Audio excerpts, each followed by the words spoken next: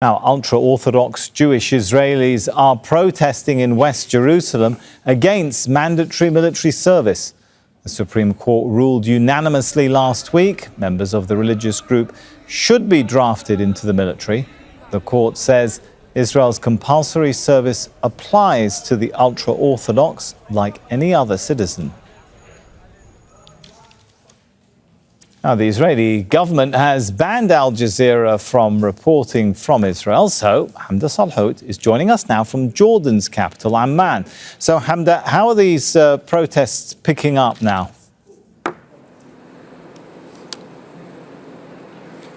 Well, thousands of ultra-Orthodox men demonstrating in the Mea She'arim neighborhood of West Jerusalem against mandatory military conscription.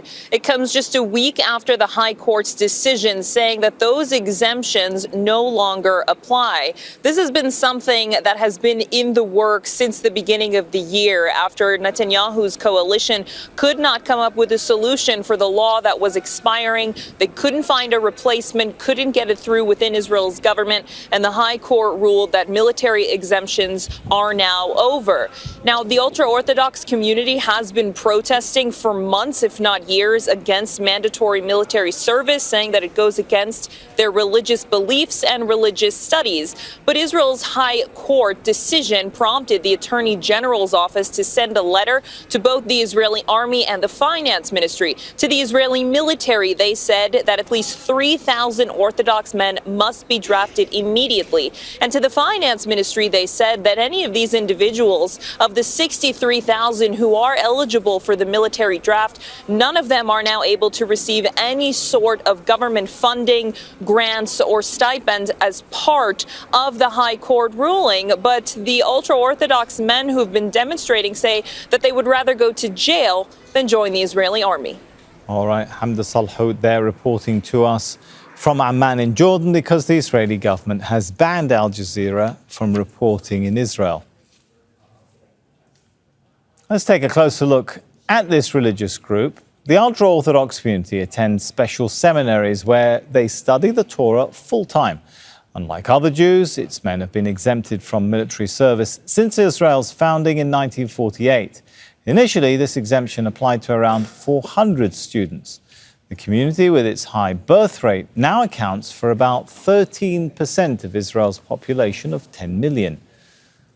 Following the Supreme Court's ruling, up to 66,000 ultra-Orthodox men are thought to be eligible for military service. However, the military says it is capable of enlisting 3,000 this year. Uri Misgav is a reporter and commentator at the Israeli newspaper Haaretz. He joins us live from Tel Aviv. Good to have you with us. So first of all, why did the government let the military exemption expire? Yeah, good evening. May I open with condemning the stupid decision of the right-wing government in Israel to banning free media and broadcasting. I don't know if it makes me a criminal talking to Al Jazeera International now, but I will keep on doing it. As a liberal Democrat, we believe in free press and free media. And now to your question. This is the silent drama that ironically may bring this right-wing government to its end. And that's because of a very interesting conflict. Actually, the Supreme Court just said to the Israeli government, do it by the law. There is no law that can discriminate ultra-Orthodox from other Jews in Israel. You have to either legislate a law or explain why they're not equal to other Israelis. So it's almost a technical thing, but here it's a big political drama because this right-wing government, on one hand, is supporting the war in Gaza, maybe a war in Lebanon. They want to fight everything in the Middle East. But on the second hand, they say to Israelis, not everybody will have to draft, not everybody will have to fight. We have our people, the Orthodox Jews, that won't do any of it. And that is causing a big commotion in Israeli politics at the moment. Do you think it's going to bring down this government, or will the government find a way around this ruling by the Supreme Court? Again, because of the conflict of a right-wing, militaristically speaking government, in one hand, they can't round, the square or square the round. And many of the right-wing supporters, especially not the religious, but the Likud, which is the party of Netanyahu, and most of the other ministers, go to the army themselves. And that we don't see any option for that thing to be solved. So in a way, we're going into an ongoing crisis here inside the coalition.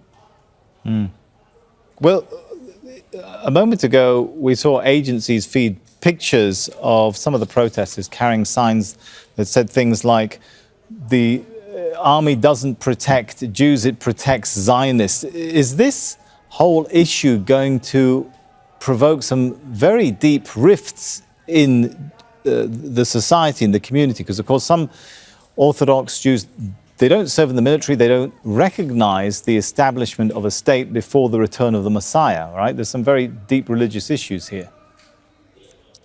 Yes, but also they do enjoy the benefits, the subsidies, the budgets, the huge billions from the government.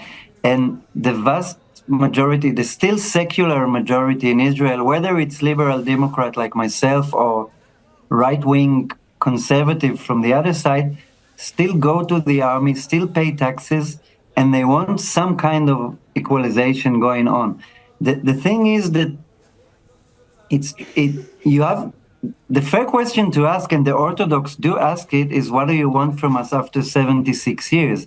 You've been living like that and everything was fine. And the answer, of course, is the ongoing war in Gaza.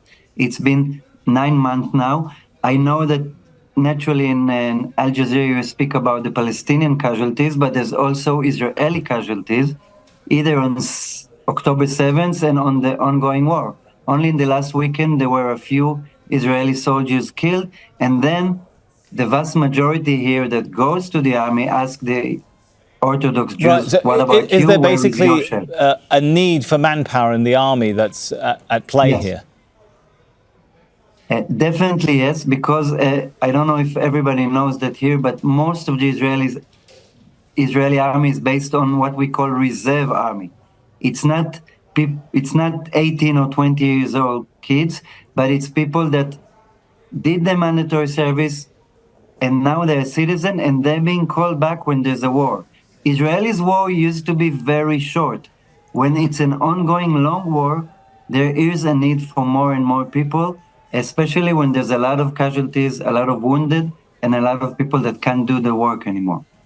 All right, thank you so much for coming and sharing your thoughts and perspective on that. Uri Misgav from Haaretz, thank you. Thank you. Good evening, see you. Make sure to subscribe to our channel to get the latest news from Al Jazeera.